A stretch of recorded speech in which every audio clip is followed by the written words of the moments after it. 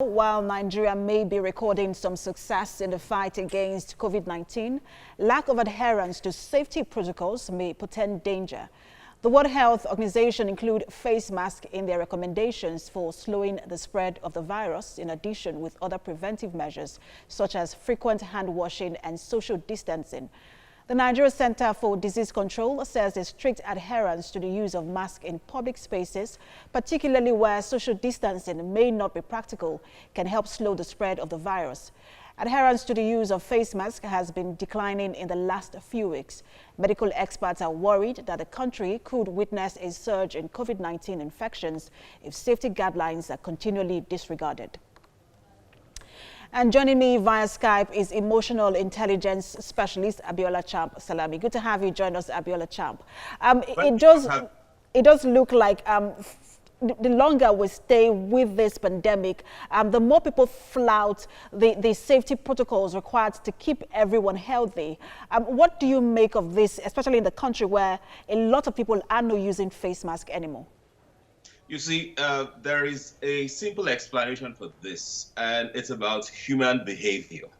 And there's the health belief model, which is a theory some social scientists put together in the 50s and developed also they consolidated more on it in the 80s.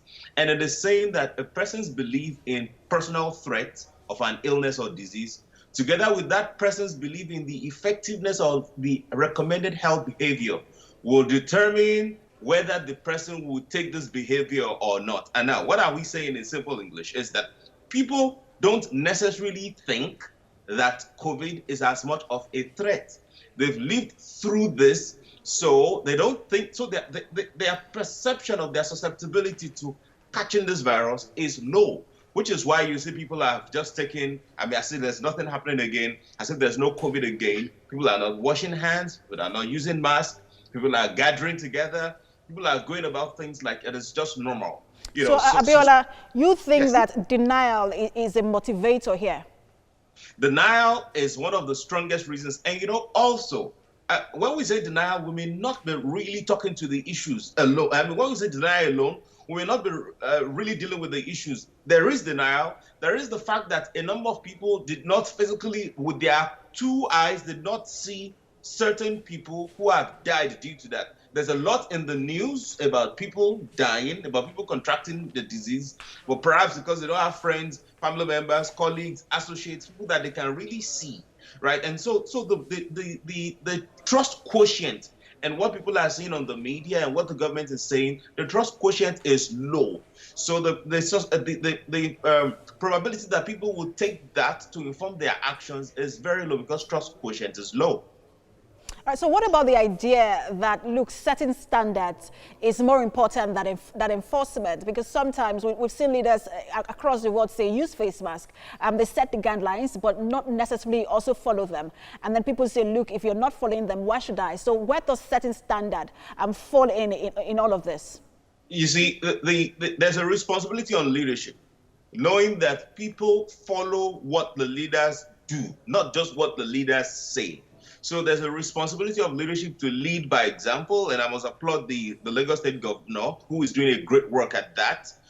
So leading by example, washing hands, using face masks, there's that. There is also the enforcement as well. So while leadership is leading by example, it's also important that the necessary departments in the society, they are also following suit. So law enforcement, for example, they are also doing the same thing. Parents are also encouraged to do the same thing, and everybody's doing the same thing. Because you see, the thing about this virus is that it spreads, and it can spread to anybody. Regardless of your socioeconomic background, regardless of your age, regardless of your intellect, and every one of us, we need to protect every one of us. All right, so let's talk about messaging.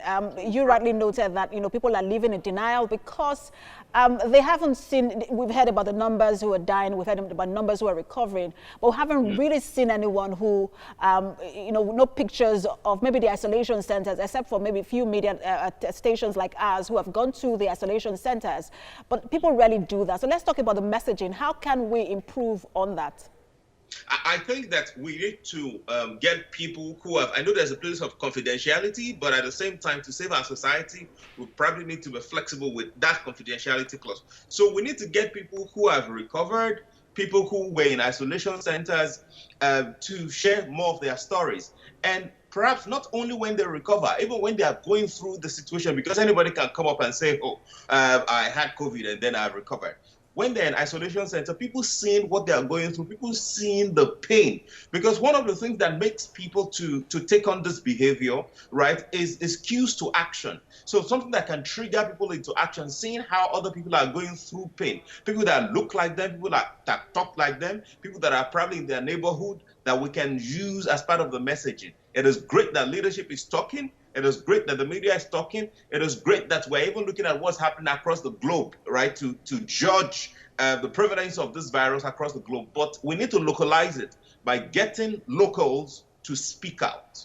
Now, I know you've been listening to debates across the world, especially from the United States, where some authorities, some government officials, some medical doctors, highly placed, are saying that people should do away with their masks and that is a hoax and all of that.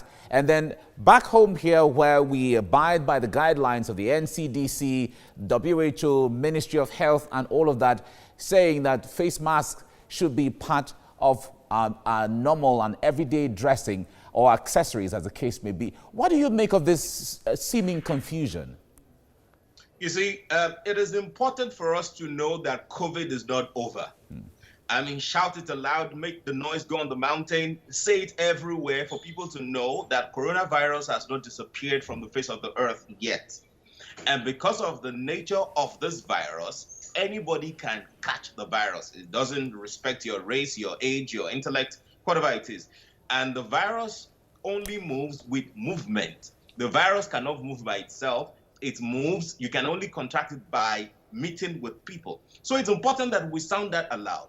No matter what any other person is saying from any other place, perhaps they have a cure, perhaps they've discovered a vaccine.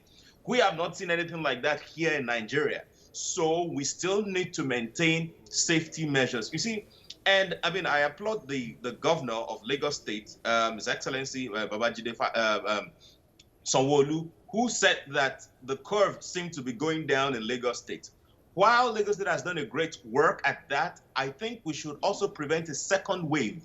And the way to prevent a second wave is to modify our behavior and stick to these safety guidelines recommended by the NCDC.